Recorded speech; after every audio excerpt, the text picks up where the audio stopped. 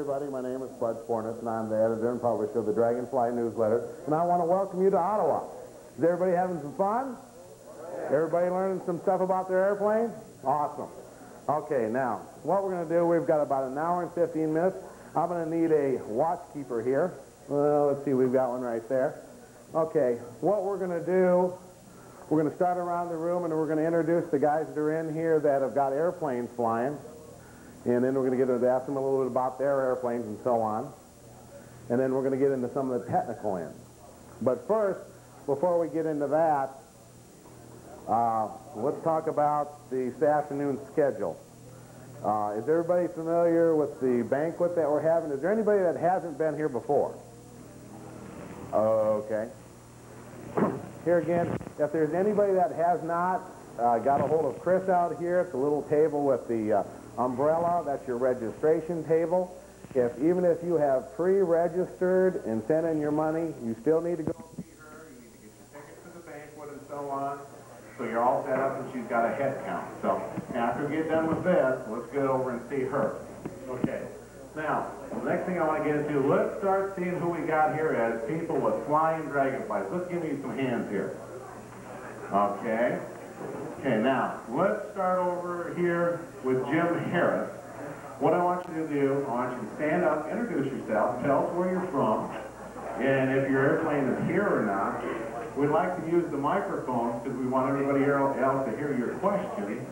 But tell us a little bit about your airplane, you know, how many hours you got on it, speed, so on, any problems that you have with it, but not in overabundance, and we'll come back to that part. We just want to get all the way around the room briefly. Go ahead, Jim. Right. Okay, I'm Jim Harris from Woodville, Texas. Are we on here? Okay, we're on. Yeah, I'm Jim Harris, Woodville, Texas, which is down in the southeast corner. I have a Dragonfly that's been flying now for 3.5 years. Don't have too many hours on it because I had an engine that was unreliable. Until recently, this past year, I put in a new 82-horse Mossler engine, which so far seems to be doing real good, but only had 3 hours on it. And I modified it was built as a Mark II, and I used steel landing gears for about 3 years, and then I pulled those off and put the new fiberglass bow type mounted in the fuselage. And I only have about 4 flights on it, but so far I really like it. It has eliminated that bouncy feeling, and when she touches down, it's solid. And the span on it is slightly less than the wing-mounted Mark II gear, which gives, I think, a little better directional control. It's really, so far, it really feels good. But we'll know more about that later. But other than that, it's basically a standard plans-built Mark II. And characteristics in the air are just beautiful. A little fast on landing, but I put the vortex generators on it and slowed it down about 5 miles an hour. So on landing, not on cruise, but on landing. And right now, it's acting like a pretty good airplane. I'm happy with it. Good, thanks, Jim. Alan?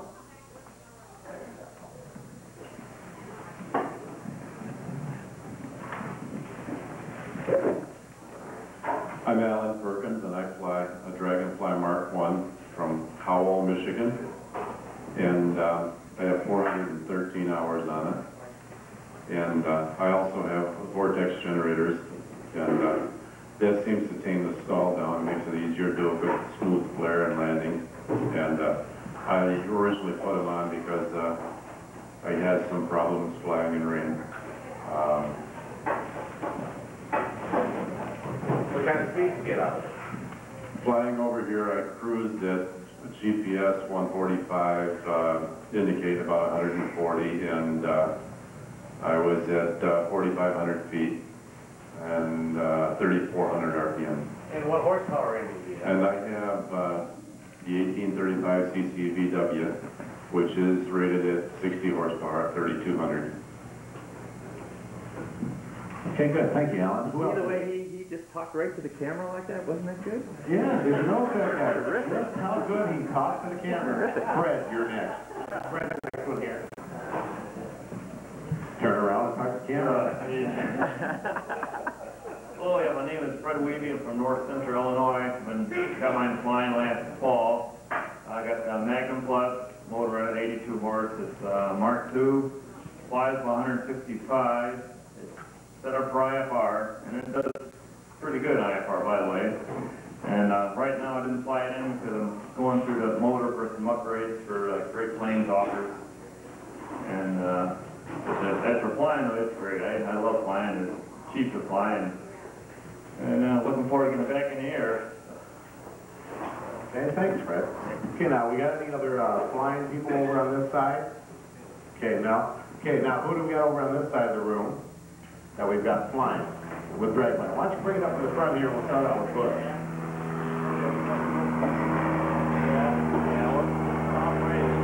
Again, Bush, we're supposed to talk to the camera. His favorite thing. Go ahead, tell us where you're from and so on, and what horsepower. Tell us a little bit about your engine, too. You've got a little bit different twist from the normal Dragonfly. My name is Butch Fernandez, and I'm out of Golden, Colorado, which is right outside of Denver.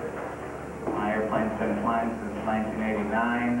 Started out with a Volkswagen engine that was turbocharged, and decided I wanted something a little more reliable, so I went with a Continental engine, and also modified it to tricycle gear, since I'm not very good at tail dragging. The airplane is somewhat heavy and weighs in at 780 pounds. I've had it loaded to 1,350 pounds, and I guess the weight kind of keeps the speed down some because the fastest it'll go is about 160 wide open. And I usually cruise at about 140, 145.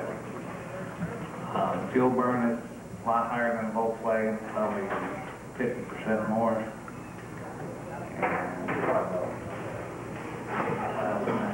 Well, briefly tell us about you and two other Dragonfly guys have been doing, you've heard of a clipped wing Piper. Well, you've got a clipped wing Dragonfly. Tell us a little bit about that. Well, the Dragonfly, the way it was, with the standard wingspan, it was originally Mark II, seemed to ride pretty rough when there was any kind of thermal, and hit my head in the canopy several times, and the airplane was just very unnerving to fly when it was like that. You're bouncing around in there and wondering if you're going to be able to keep it upright. And maybe it's just part of the country we're in, but we put the wings on 3 of these so far, actually 4 of them in the area, and it makes a lot of difference. They seem to ride much better, and it just smooths out the bumps. How much did you cook for? I cooked down to 19 feet. Both wings are 19 feet. And we did clip one to 18 feet, and it was a little bit marginal, but it was kind of marginal beforehand. It was, but it had trouble flying in the rain, and he had vortex generators on it, and it flew okay with the vortex generators, and took the generators off, and the stall speeds went up somewhat, and I think he just got too much gap in the elevators. But, because his wing looks pretty good. And that's Gene Arthur's airplane. Yeah. What's the clipping do to your landing speed? Changes your landing speed about 2 miles an hour. Okay, and how about when you clip that 1.5 foot, how about any speed increase? Maybe 5 miles an hour. Okay, 5 miles an hour. So it reduced the stall speed, increased the stall speed 2 miles an hour, and you picked up 5. Well, that was a gain, but a smoother ride. But the ride is the whole big difference. I landed 75 or so. Touchdown. I approach it 90 or 100 or whatever. Right. Whatever feels right. Okay, thanks, Butch. How about let's move on to Jim here.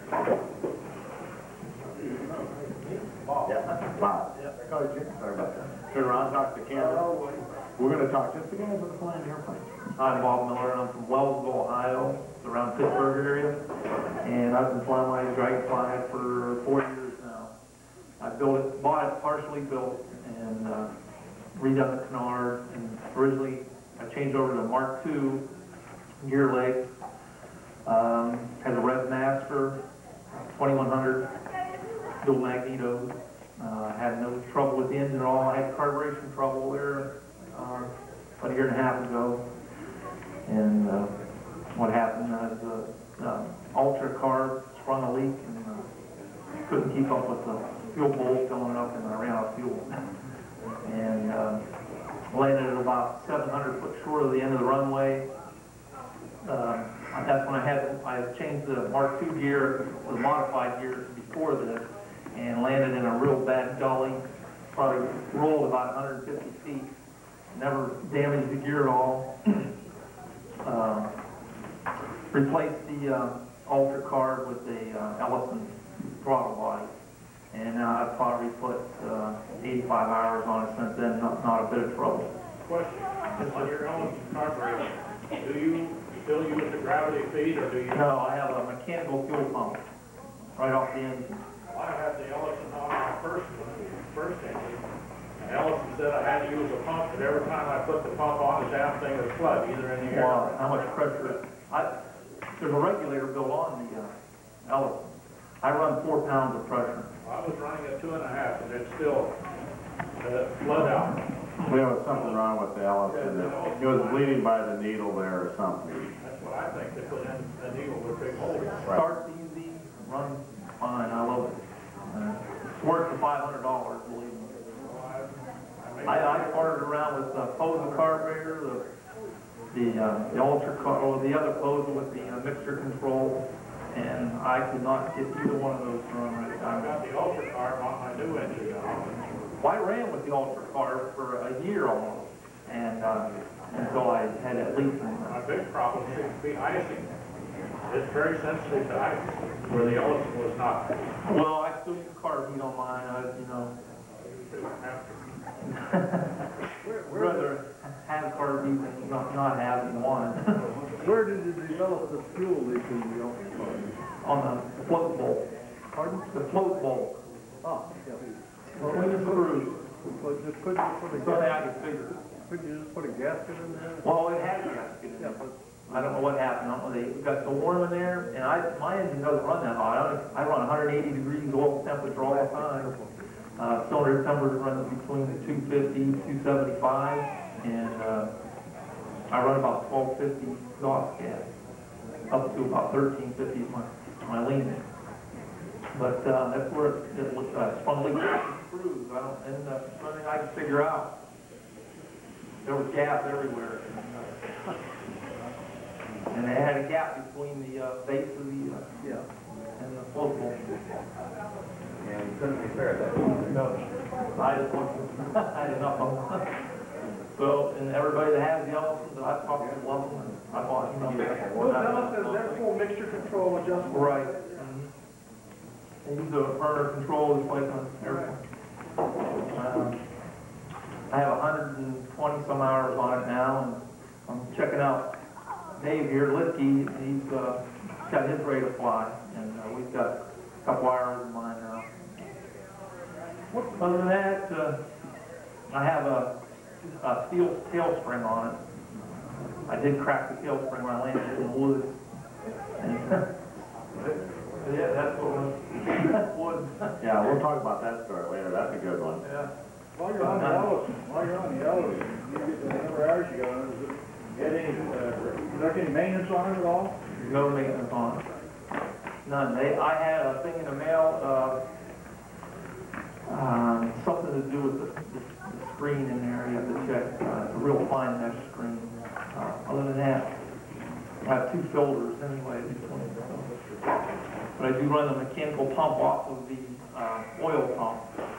And I did have a problem with that. That was a Redmaster problem. And it was cavitating. There was a push rod between the oil pump and the fuel pump. And the spring on the fuel pump wasn't strong enough to push the rod back. And it was cavitating. I wasn't getting any fuel pressure. Other than that, no problem. Well, it's great. The crew that about 125 mile an hour. And it used to cruise about 140 with a Cato prop on it. When I had a Mark II gear on it, I forgot to say about this, I put 505 Cleveland wheels and brakes on it, and I twisted them right at the transaction, applying the brakes. It wasn't the landing, it was the brakes, and twisted them off, and I knocked my Cato prop tip off, and Amar DeMuth out of Maryland made me another prop, and it was supposed to be the greatest thing, 20 times better than the Cato prop, but I lost almost 20 miles an hour on my cruise. Climb was great. So, but the Cato climbed 700, 800 feet a minute with 2 people in it, and it still I was cruising at 140. So I'm going to probably call him up and have him make me another.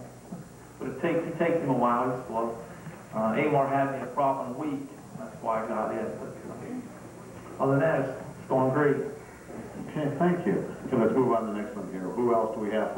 Steve, looks like you're up next. Let's get the mic back to him. Thank you. Plenty of tape, Steve. Plenty of tape. There you go, Steve. Go ahead and talk to me. My name's Steve Larrabee. My airplane's on the flight line behind me. I use a Limbach engine. I've had absolutely no trouble with it. There's 2 of us that have Limbachs and have Dragonflies, and both of us have no trouble with those engines. They are expensive engines. We have no carburetor problems either. In fact, they are Jaguar carburetors. If I was to rebuild one up, that's the kind of carburetor I would use. If you ever get to look at a Limbach, I think at the one time they were $350 for their carburetor. You can do a lot cheaper. I suppose you look around for it. But those carburetors work very well.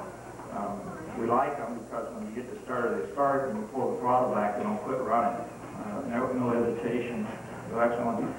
They are different than the Volkswagen. We have a stroker crank and they make up their own crank. So the max cruise RPM is 3,000. And that's where I run that when we cross country is at 3,000. I turn a 56-inch prop, no, actually 54, I'm using 54 now, with a 48-inch pitch on it. Again, the cruise speed depends on a lot of variables. I had a new prop made up, and it wasn't quite the same as the last one he made up. And the current one's a good climb prop, even though it's the same pitch and everything. The other one, I could cruise at 3,000 RPM, 150, 155 mile an hour. The aircraft is very much affected by wind. Flying around in 30-degree temperatures, you got great performances. Speed goes up, stalls go down, everything. Hot days, so you have to be careful as to when you quote. Cold day, I can quote you really good speeds, and real hot days, they seem to disappear at the same RPMs. But a very fine aircraft as far as speed. Stalls in my aircraft range between 50 knots at lightweight up to around 60 knots at gross. And I landed at 70 knots. The aircraft, I fly it downwind, pull it back to 70 knots, and fly the whole pattern at 70 knots. And the reason for that is I never have to worry about if I got 2 people in the airplane or 1, the same landing speed.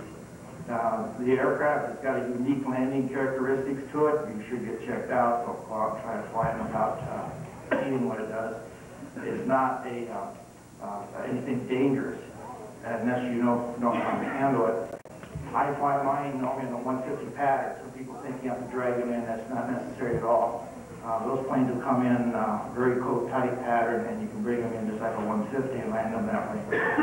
Initially, if you haven't flown them, I suggest a much shallower pattern because it's so easier to control. It's very pitch sensitive, and most people aren't used to that. And when you come down to land, you want to flare it. And we don't flare that aircraft, we break the glide and just fly it on. Basically, you bring it down to the runway and it settles on. And that's a little different, and you have to learn how to do that.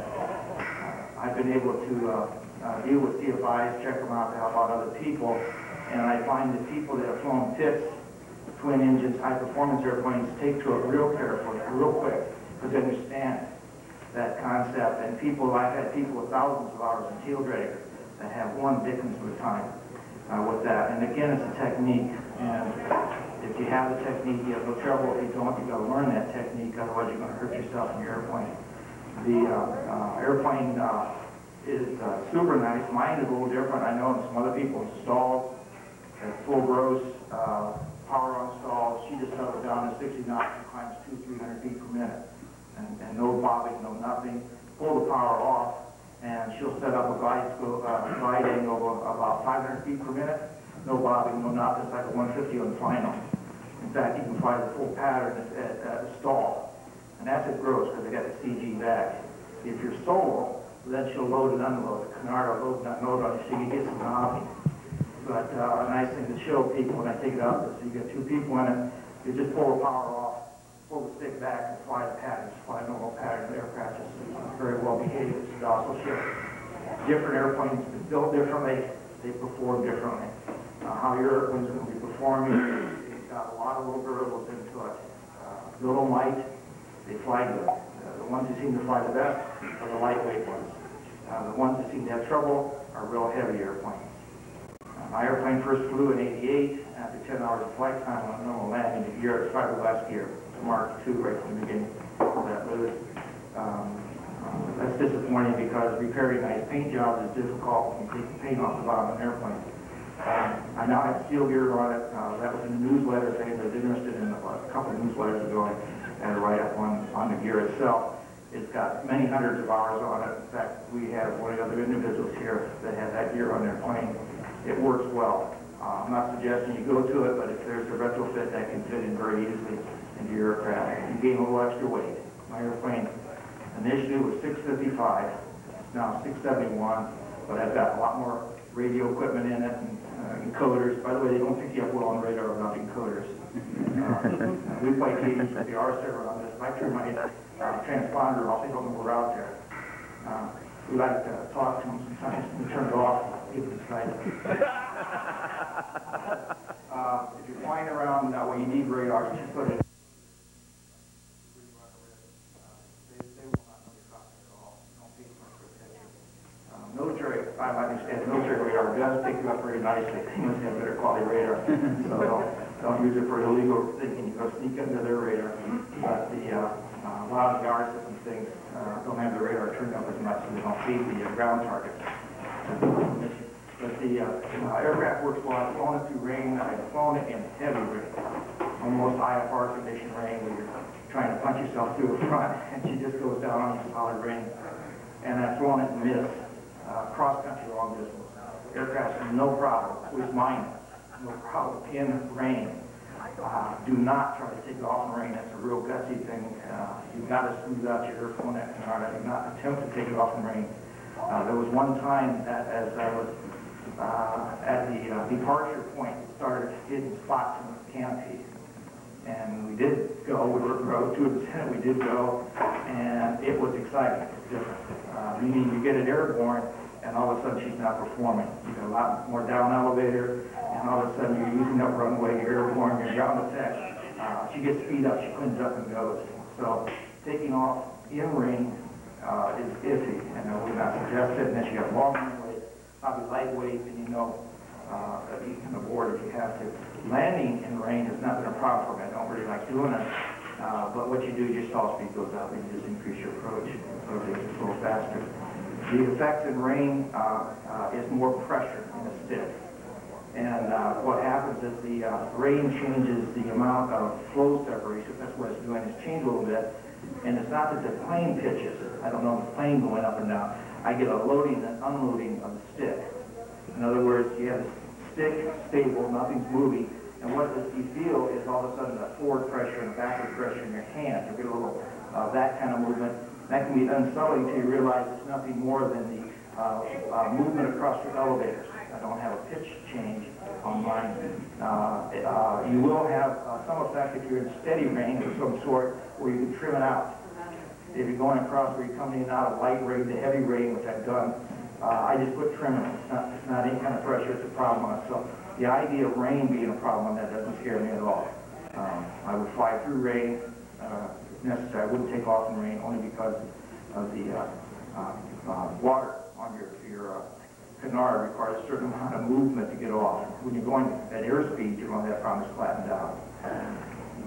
Other than I routinely fly mine at 1,200 pounds without any trouble at all. What you do have at heavier weights is that tail comes down quicker, CG's back. In fact, it's actually easier to land. I never use ballast in my airplane. I do not put any weight in the back of my airplane. It's been flown with a 140-pound pilot. I think we soaked him in water and we weigh 140 pounds. No ballast, no problem. The aircraft is totally controllable. We've tested it at a loose line at 140 pounds. You don't need ballast in line. I don't like that idea because you're going to forget about ballast. You put 60 pounds or something behind your seat, somebody's going to crawl in, you're going to forget about it. So I fly my airplane with nothing in it that way. It performs very well. Whereabouts do you have your battery? My battery's right on the firewall. On the, which side of the site? It's on the engine side. On the F side? Engine side. Yeah. My carburetor's on top on the Limbach. You can put the carburetor anywhere, but it's on top. The Limbachs have a mechanical fuel pump right on them. And there was a header tank was no use to me. So I have an electric backup fuel pump, like you do on a pipe or something like that, with a mechanical engine pump. The carburetor's on top. You cannot ram air these particular carburetors. You can't force air into them. They don't operate well that way. And if you look at my airplane, you see the air scoop is right on top. That's behind the oil cooler, behind the pressure valve. That feeds fresh air into the air where the carburetor's at. It also puts fresh air in where my battery's at, over my magnetos, and over the gas layer. And so for me, I have an excellent cooling source of that area that normally gets you in trouble where if there's a heat problem building up, it's in your mag areas and things like that. So the way I have mine up set up, my oil temperature very seldom goes above 180. On a hot day, especially if you got two people in it and you're doing stalls and stuff, I've seen it up to maybe close to 200 degrees. Cylinder head temperature with my gauge caliber is normally 250. With some people's light, I hear people running very hot cylinder temperatures. Mine does not come up to that. Oil temperatures, again, confirm that it's not running hot. So my particular setup is cool. If you use a Limbach, by the way, you've got to make your own motor mounts. My magneto setting back into the firewall. There are some differences there, of course, in mounting it. I have to cut a hole out of the firewall, but stainless steel bowl in there so the wires and stuff set back. I think that might move the weight of the engine back a little bit because it set it back. There are a little different crank on them. And that effect might be a little different from my characteristics. The CG of my aircraft could be a little bit aft because of where the engine is at. Over some other people's that may have set off for it. Okay, good. Any other questions for Steve before we move on to the next one? Steve, you have gas seals in your... No, I do not. I'm not sure I can stick them in my... I've not seen people that the space they've got, but I looked at that and I said, I couldn't stick... I built them so it's tough to stick a piece of paper in there. So I don't know I could put gas seals in it. Okay, good. Let's move on to Bill Mason. Bill, tell us where you're from, what engine, speed, and so on that you're getting out of here and talk to the camera tape. Hi, I'm Bill Mason. I flew mine in from Creswell, Oregon. It was a fun flight. It took about 12 hours. How many miles is that? I don't know. I don't fly straight. Well, before you go to the banquet tonight, we're going to have to need to know just how many miles that was. Every year we give away a long distance award. Well, it's got to be about 2,500 then. Okay. So that was via Los Angeles, right? Go ahead. Tell us about your... Yeah, anyway, it's a Mark II, pretty much standard. The last year, the second set of last year, by the way. I like to do this now, though. It's got a 2165 Volkswagen base engine. Cruise about 145 at 3,000 RPM. I usually run at about 3,000. Got the Ultra carb on it, which works well.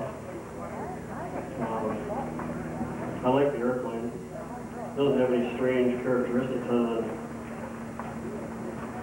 other than the pilot once in a while. Pilot-induced problem, yeah. Especially, I've made quite a few controlled crash landings in it. I walked away from all of them. The airplane survived all of them, so I guess that's about it. Really, I like the airplane. Glad I built it. It took 2,200 hours of log garage time to make it. We'd probably do it in about 1,000 if I made another one. That old learning curve means a lot. Well, like I was telling somebody else this morning, I actually would make another one. I like that airplane. Yeah, we're having more and more people say that they will and do build a second, right? I kept fuel burn records on the way out here, doing it 3.3 gallons an hour and 3.8 gallons an hour on a couple different legs, so it sips fuel Yeah, that's cheaper, I'll tell you that. Okay, question over here. What engine do you have? This is a 2165 Volkswagen. Was it a base, or was it a Happy base, a Great Plains base? Happy Mosler Mason engine. Oh, okay. Is it red or blue? Blue. Blue. Blue with some paint mix in it now. Okay. Good. Thank you, Bill, we appreciate it. Now, do we have any other flying Dragonfly pilots that we didn't get around the room on? Okay. Now, thank you, Bill. What I want to do now, and here again, I want to do this very quickly, okay? I want everybody to go around the room. I want to know who you are, where you're from, what you're building, anything out of the normal now that you're doing in the airplane. Briefly tell us that. So let's start over here. Are you building yet? Yes. Okay. Dave Morris from Garland, Texas. And the only thing that I'm changing on mine so far is because I'm a little bit taller than usual, and because last year I was here and tried to fit into one of the flying planes and found that my head was touching the canopy, I decided to raise the back end of the canopy up about 2 inches. Just put a hole in it. And I thought about that. I don't know what Put a bubble on the bubble. yeah. I don't know what any of that's going to do to my drag speed because I haven't even started on the canard of the wing yet. Okay, good. Let's keep going here. Let's go back this half, and then we'll come back to the other half. Terry? I'm Dick Terry from Annapolis, and my Dragonfly is just about ready to paint. When I get back, I'll be spraying on the filler and painting it. Just finished the wiring. Everything takes twice as long as you think it's going to take. That is true. Jerry? Jerry Little from San Antonio, Texas, about 5 days worth, and strictly per the plans, no changes, none at all. Jerry, you didn't fly your other airplane in here. No. Jerry's left season the B-52 when he's not hanging around here at the Swarm. Go ahead. Jerry Lynn Ford, we have the fuselage and the canard build. It's tri-gear. The only thing that we're doing somewhat different is we're doing a 1/4 scale as we do it. That way we're learning twice, hopefully. Yeah, he promises he's gonna break that model next year. And if he breaks it, he's gonna have to protect it because it might get stolen. I'm John Whalen from Albany, New York. This is Pete Knapp. We're partners on a plane. Bought it as a completed canard, completed wing, and fuselage. Got a lot of work to go on it. The only things we're doing different is we built the bow landing gear, and the plane came with a air brake. Don't know anything about it yet. Oh, did you buy Chuck Kaplan's airplane? Yeah. Excellent workmanship, I've seen that. Next. Jim Berger, Mexico, Missouri. And about the only thing I'm doing unusual on the Mark II version of Dragonfly planes built is to take more than probably 15 years. Okay, now Bill, let's come back. Curtis. Curtis Chapin, Fort Worth, Texas, working on Mark II, keeping it pretty much stock, using more cosmetic changes. Except for I get my set of brakes. Yeah. I got a break. Yeah, I got a set of brakes for my birthday last year.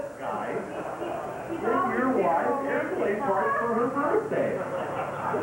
She's now, just what do I need? An Ellison. I need an Ellison, honey. Give her a torch ready for Christmas. Okay, Waldo, go ahead. Waldo born in Charleston, Illinois. And I've got the Ellison and Cleveland brakes and wheels. The only thing is I don't have them on. The airplane's apart. I've got it was a flying airplane. In fact, it's got about 160 hours on it. And it has a problem with the installation. Originally, the installation of the canard and some adjustment on it caused a problem. That was before I got it. And that needs to be corrected. And I got a bunch of other things, and I've already told you the biggest thing is the Ellison carburetor and the improvement wheels and brakes. Okay, let's go ahead and carry. Well, I'm Harry Higgins, mostly from Oyster Long Island. Harry, talk to the camera. Sorry about that. No, don't talk to me, talk to the camera. I'll talk to him. Yeah. I'm working on it for about 10 years, and I'm right now trying to figure out how to get the carburetor and air intake all together without putting too many holes in the lower canopy, lower cowling, with not too much satisfaction for success. Okay, everybody on that row, let's hand it to the back. Anyone else?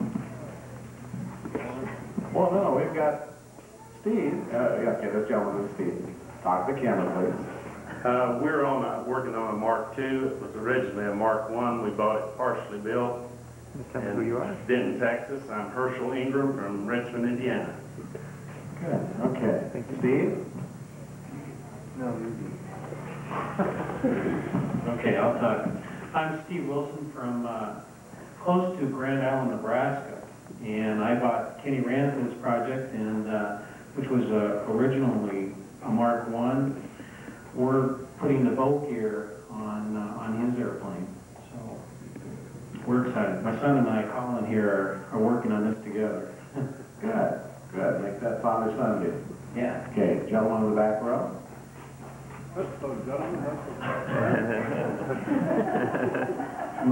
My name is Al Zemanowitz. I'm from Poughkeepsie, New York, and I was building the Mod 2, and I have the Moser engine. I've got it about 95% complete. I hope to finish it by next year with luck. Good. Excellent. Brian Knox, Des Moines, Iowa. Building a Mark II, nothing out of the ordinary, just working on it when I can. And going to go with the bow style landing gear, I think, but that's it. Okay, next gentleman. Now, this Leslie. Okay, let's flip over on the other side here.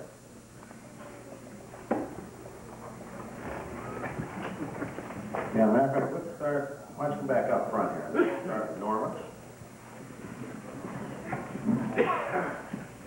Norman Fanning from Birmingham, Alabama. I'm building Mark I. I've been on it 11 years, and I'm hoping to fly it in a couple of months. I am sticking pretty much with the plans. I am going to use the Ellison carburetor, and I'm going to put 2 electric pumps in it. I'm going to try to find a way to put a redundant system in for my electrical system, so that if I have a failure, I can switch over and run the engine on a single, one of the single ignition systems.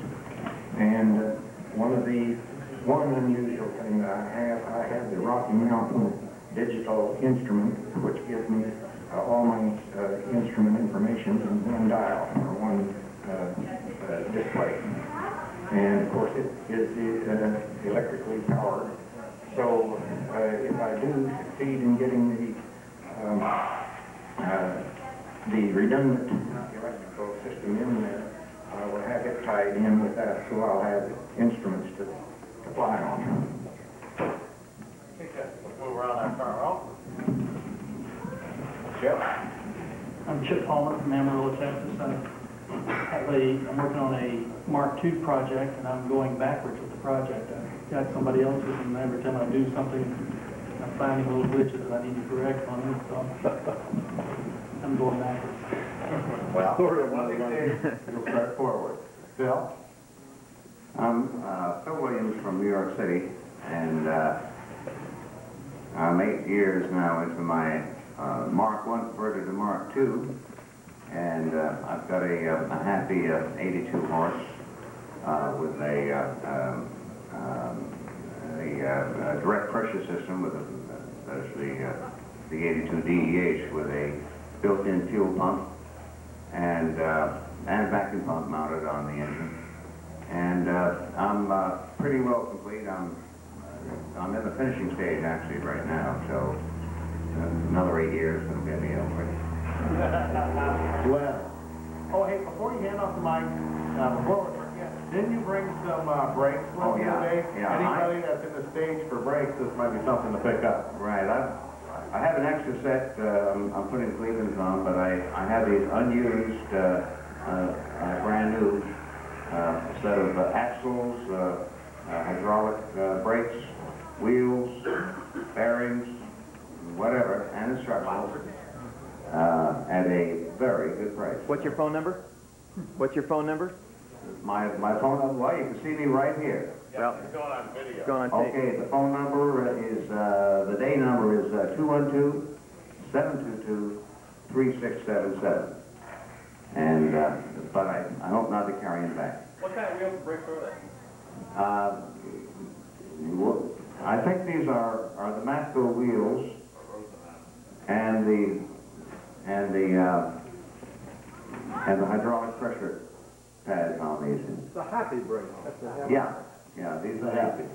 Are the happy hydraulics. Okay, good. Now let's move on to lunch.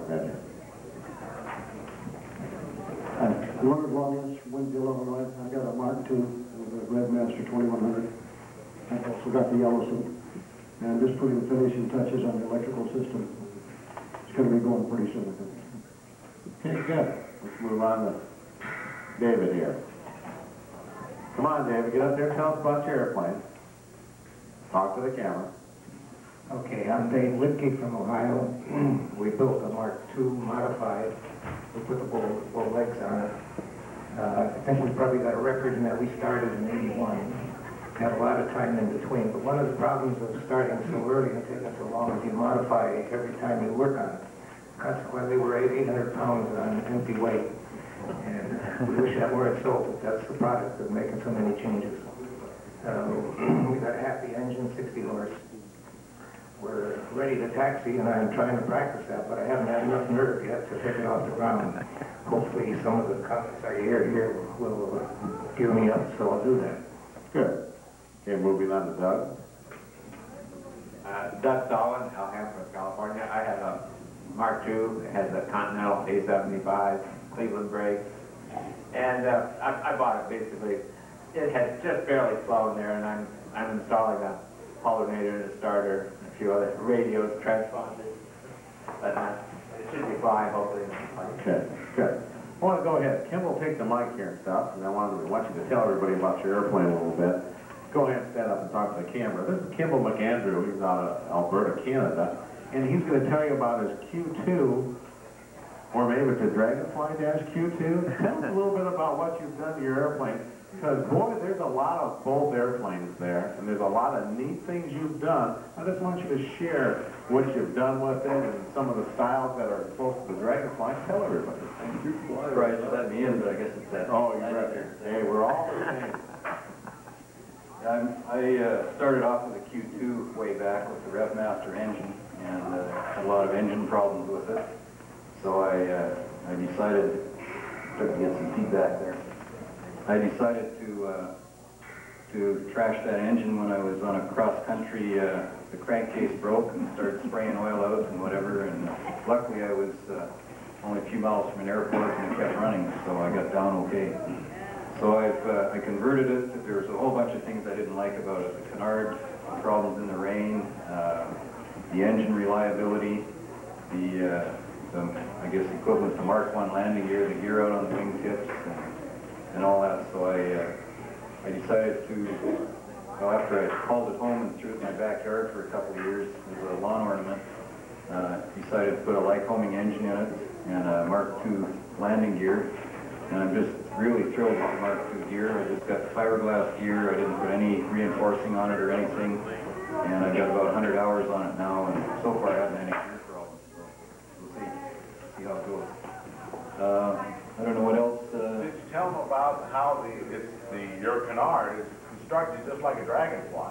All right, yeah. The original LS canards that the Q200s came out with had a factory spar, carbon fiber tubular spar, and there's no way you can get a hold of those things anymore. So when I decided to go to the LS canard, I looked at the Dragonfly layups. I called Rex Taylor actually, and he sent me some plans of the Mark II gear and the canard requirements so that you could plug the gear into the canard. And then I got Martin Holman's book on composite design and designed my own layup for the carbon fibers for the Dragonfly style layup, and went together really well. I load tested it to about 5G and designed it to about 8 Gs, and so far it hasn't fallen off yet. Very good.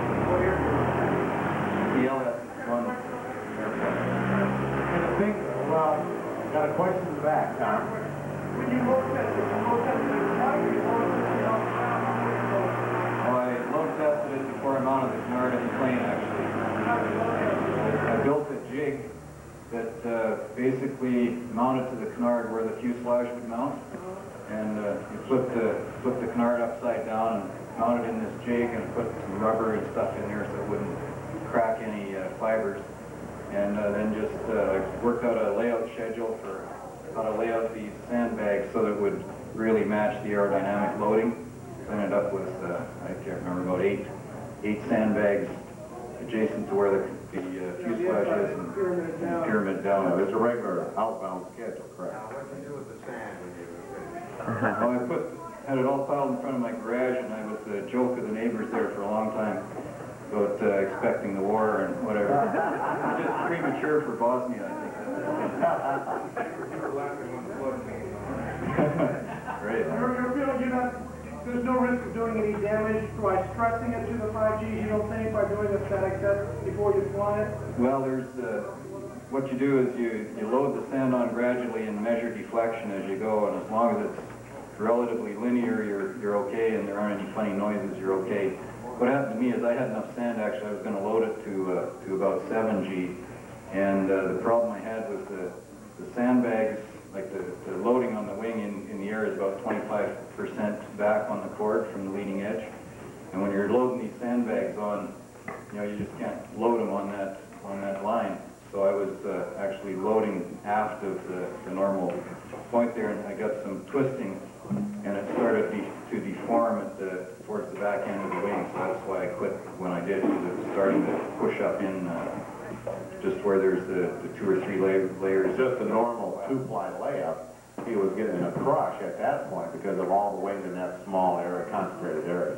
And the deformation released itself when you pulled on the sand? No, there was still probably, I don't know, a bit of a dip, maybe a quarter of an inch or so there.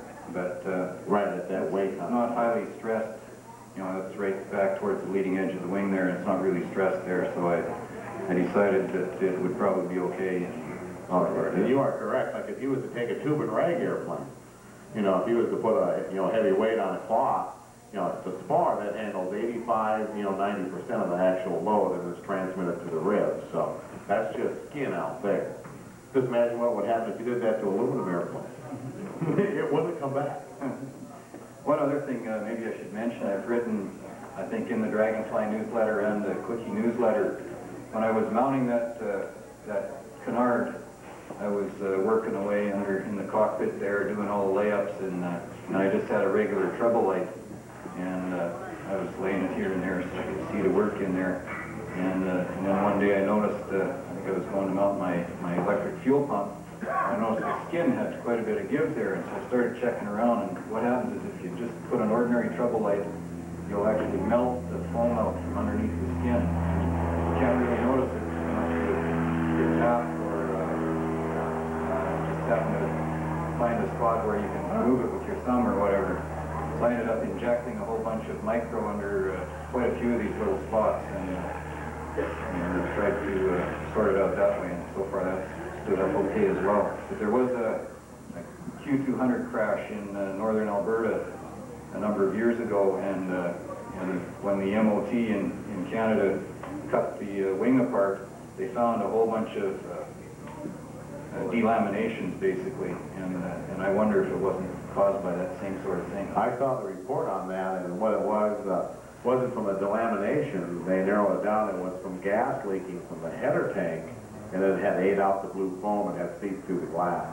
I think that was a different one, actually. What is it? Yeah. Okay. Yeah, there was one like that, and then there's this other one that they said even, over the entire surface there was these random hot spots. Okay, well that's not the same report. Yeah, there was another one. He had a poor job of putting his foam blocks together too. He had micros and That's right. That was minimal. Actually, a construction pump. Yeah. But they make a treble light out of questions about that, too. You're talking about heat. Yeah, you can get those at the Napa stores in Canada, and they're only about 25, 30 bucks, and they're fantastic. You run on 12 volts or 110. So I use that all the time. Okay, question over here. They're a lot safer on gasoline, so. Yeah, solid point, yeah. Right. Very good. Okay, well, let's keep going here. Let's get the mic here, and we're going to go here for about another 5 more minutes on the builders. And if what builders we don't get around to here, because I'm going to stop you a minute. Again, there's another, at the Viking Dragonfly forum at 3 o'clock. What we'll do somewhere in that forum, we'll pick off where we left off here. Fair enough. But the thing I wanted to point out about Kimball's airplane, here again, we took a Q2, okay, that we have taken an LS1, used Dragonfly style construction, and put it on that Q2. Well, now the guys that are very much interested in wanting to calm down or tone down the rain sensitivity of the GU, well, I'm wondering why can't we take that LS1 airfoil, adapt that same canard to our aircraft. So I just wanted to get that around here. Food for thought. If it'll work going that way, why won't it work the other way? Here, maybe there's some engineering to do, but let's get our thinking going. Okay. Yeah, LS1. And the thing about Nate, he's got it in there and it's not installed properly either. So it'd be real interesting if we ever got one of these installed right. Okay. You have a set of plans for LS? Okay. We'll get back to you on this. Okay, we've got about 15 more minutes this forum. We're going to run around the buildings for 5 more minutes, and then I'm going to get you for the last 10 minutes, and then we're going to talk about safety. Okay, now, let's take up here.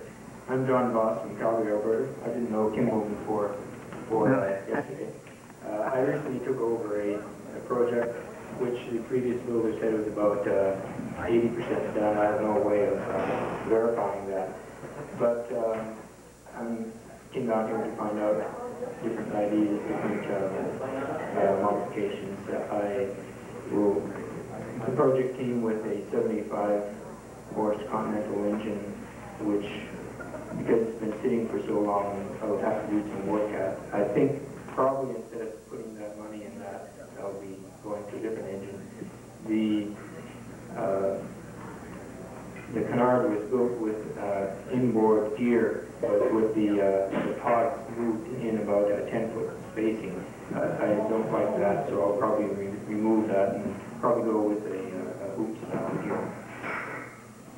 Okay, good. Let's do a couple more. Like I said, we'll come back this afternoon. We've got a lot more to talk about. My name is Dennis Henson. I'm from Fort Worth, Texas. And I started on my Dragonfly with Patrick Taylor in 1985. Knew absolutely nothing about fiberglass. Never built an airplane before in my life, but anyway, had the Fun Flight Center and started then. Unfortunately, I think I'm about 85%. She thinks I'm about 40%. But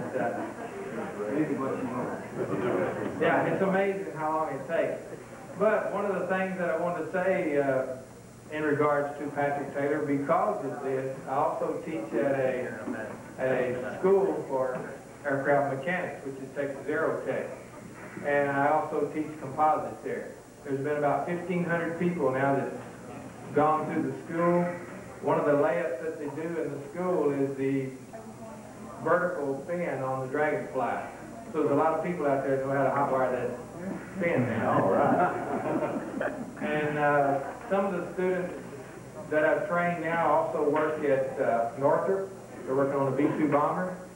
Also, some of the students have gone on to other places. One of the interesting things is that I had LTV call me one day, wanted me to tell them how to fix their airplane. So anyway, I got all my start, and I went all into Patrick Taylor because of that knowledge. Why don't you take your plane into your class and let your students work on that for you? No way. No way. Okay. Okay, we're going to go on one other bill. Before we go much farther, I need your help. We sold a bunch of T-shirts this morning here, and I did a boo-boo. I promised this lady here I would supply her with an extra large. So any of you folks that have bought more than one T-shirt, and if you have an extra large, extra one that we can sell back to these folks, I really appreciate it. It'd get me out of trouble. And do you think we should print some more T-shirts here next year? Yeah. I think we'll do some more. Does everybody like those T-shirts?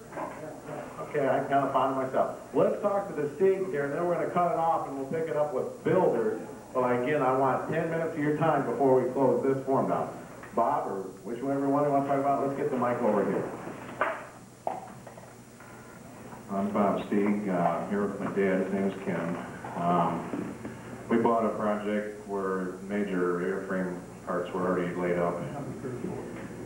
Number 34 kit, I guess. It was a Mark I, and we cut the wheels off. Broke the guy's heart who had done it, but we put a bow on it. He had an engine he had put together from Happy and Moldler with the individual heads. I tore that down just to check it out, and it had shavings in it, and it had a crankshaft that was about 5 millimeters short of what we thought. That paid off to tear that down. We just got the crankshaft back, and we're ready to start putting it together.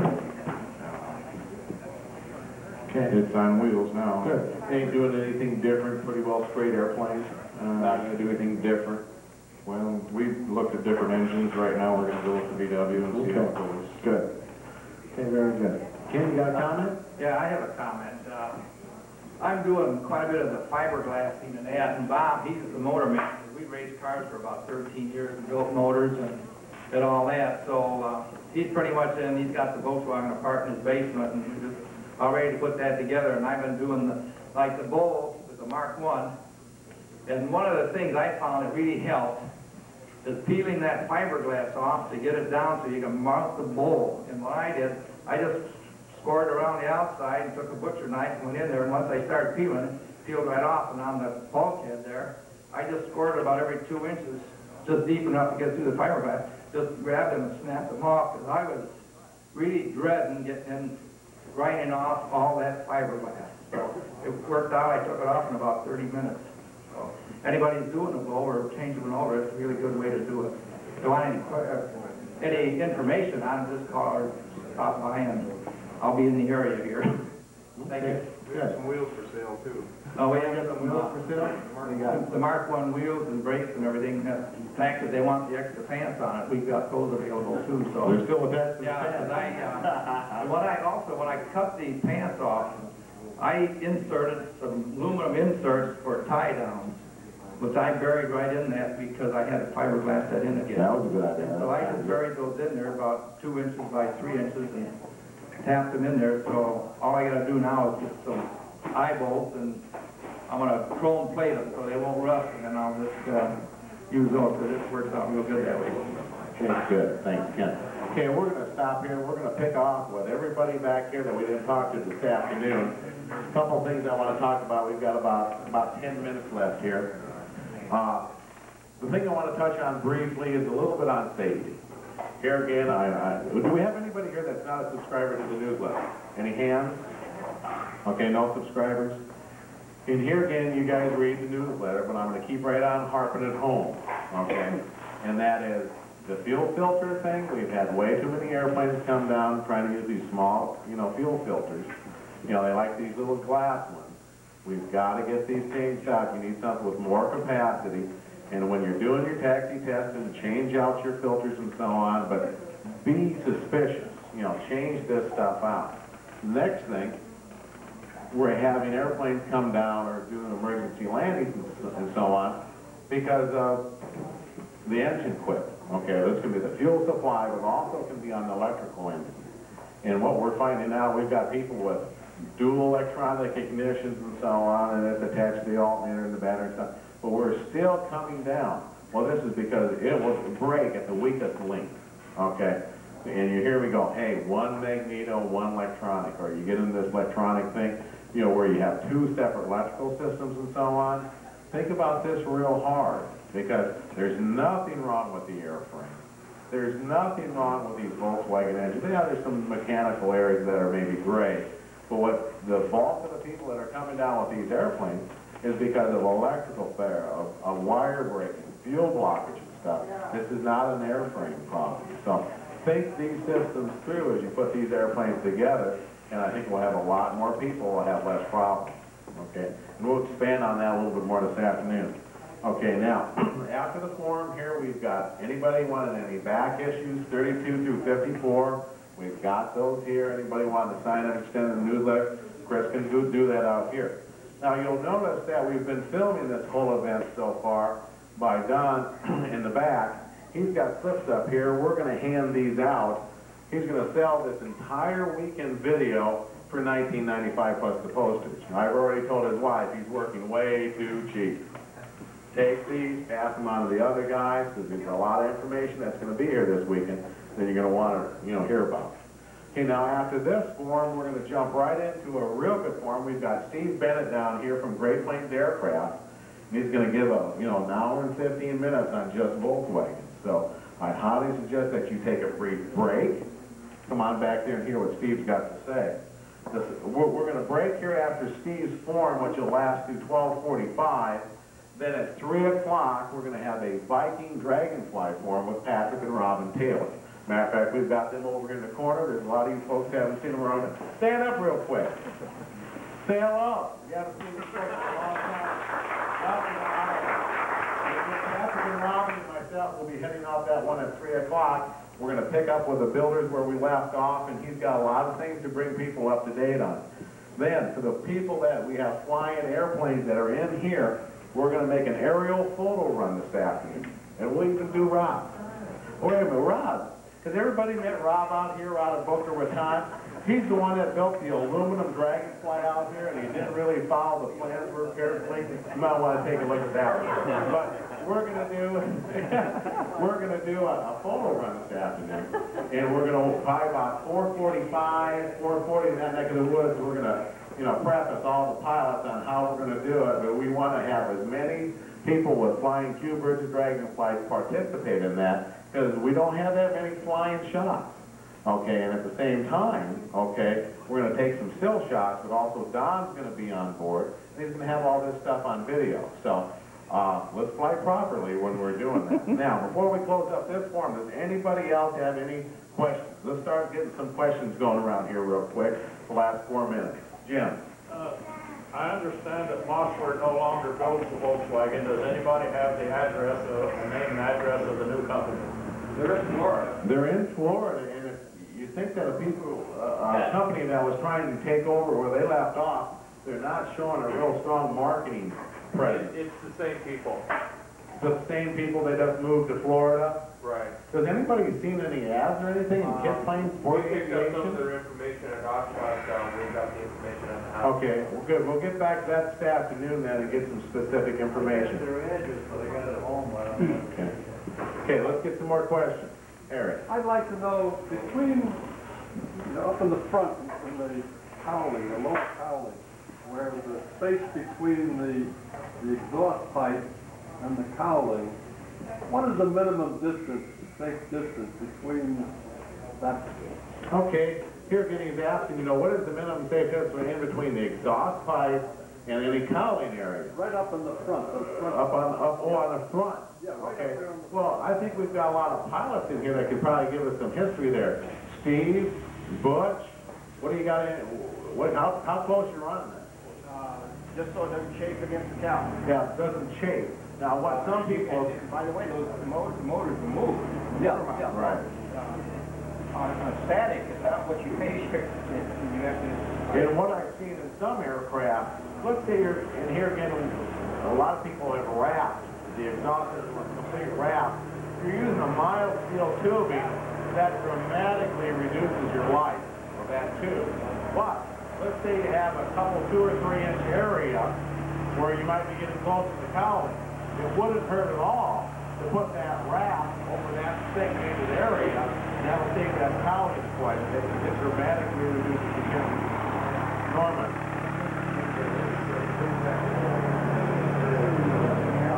Very good point.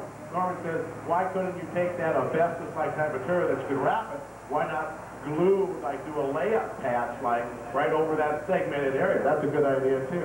How about fiber packs on that same area? Fiber packs is what he's talking about, and that's a heat resistance-like type material that's meant for firewalls and so. That's a good point. Okay, more questions.